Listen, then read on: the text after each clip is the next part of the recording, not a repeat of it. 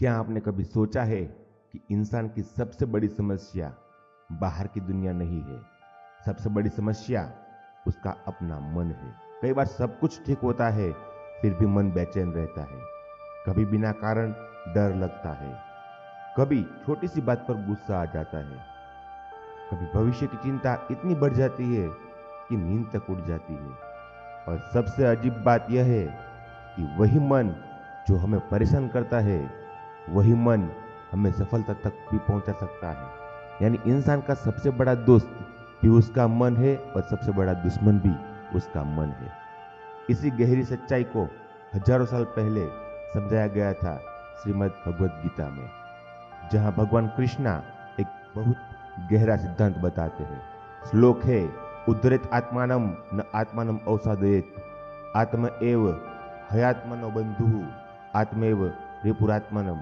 इसका अर्थ बहुत सरल है। मनुष्य को खुद ही अपने आप को ऊपर उठाना चाहिए, खुद को नीचे गिरने नहीं देना चाहिए, क्योंकि इंसान का मन ही उसका मित्र भी बन सकता है और वही मन उसका शत्रु भी बन सकता है। अगर हम ईमानदारी से देखें तो हमारी जिंदगी की ज्यादातर समस्याएं बाहर की परिस्थितियों से नहीं आती, वे हमारे विचारों से आती है। एक ही परिस्थिति में दो अलग अलग लोग बिल्कुल अलग अलग प्रतिक्रिया देते हैं। एक व्यक्ति समस्या देखकर टूट जाता है, दूसरा व्यक्ति उसी समस्या को अवसर में बदल देता है।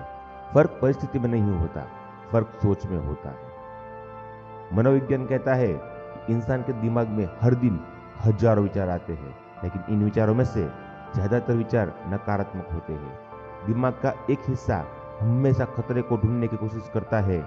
इसी वजह से हम अक्सर भविष्य की चिंता करने लगते हैं। लेकिन जब इंसान अपने विचारों को नियंत्रित करना सीख लेता है, तब वही मन उसकी सबसे बड़ी ताकत बन जाता है। मान लीजिए दो लोग एक ही असफलता का सामना करते हैं।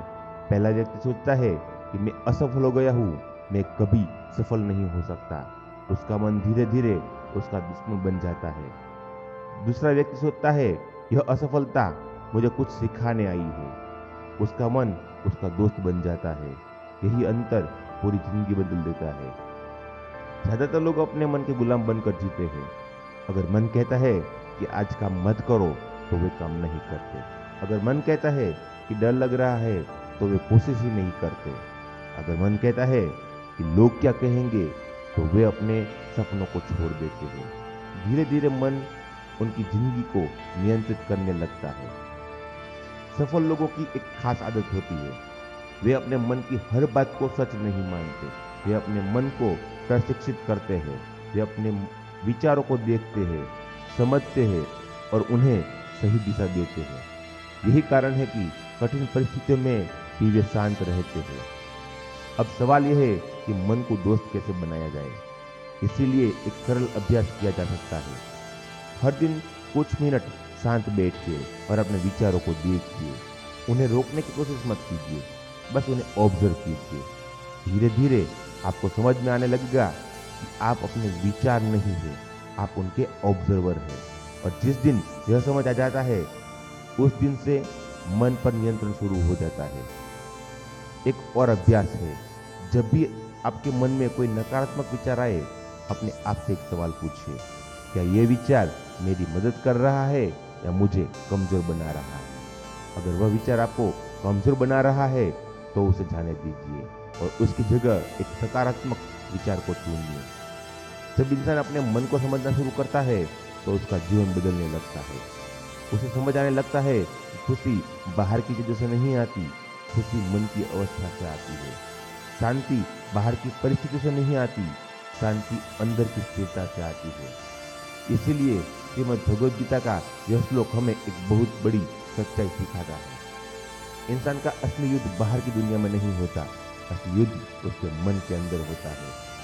और जिस दिन इंसान ने अपने मन को दोस्त बना लिया, उस दिन से उसकी जिंदगी बदलने लगती है। भगवान कृष्ण का यही संदेश है कि खुद को ऊपर उठाओ, खुद को गिरने मत दो, क्योंकि आपका मन ही आपकी सबसे बड़ी शक्ति बन सकता है।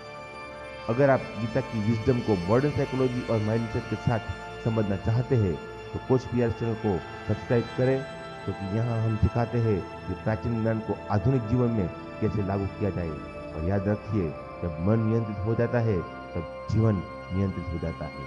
धन्यवाद।